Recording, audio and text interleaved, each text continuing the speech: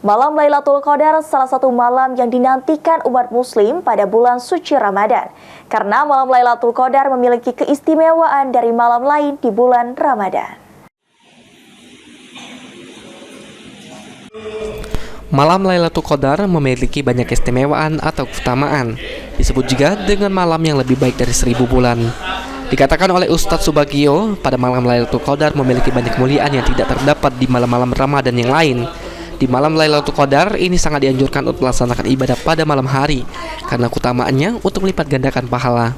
Maka pada 10 malam terakhir ini umat muslim dianjurkan untuk meningkatkan kualitas ibadah terutama pada malam-malam ganjil. Assalamualaikum warahmatullahi wabarakatuh. Makna Lailatul Qadar, Lailatul Qadar itu adalah malam di mana turunnya Al-Quran. Kemudian malam yang banyak kemuliaan-kemuliaan yang tidak terdapat pada malam-malam atau bulan-bulan yang lain. Nah, Lailatul Qadar ini adalah malam yang sangat dianjurkan dalam agama Islam untuk melakukan ibadah-ibadah pada malam hari. Karena keutamaannya adalah itu melipat gandakan pahala. Jadi pahala itu ada 1000 bulan, lebih baik dari 1000 bulan.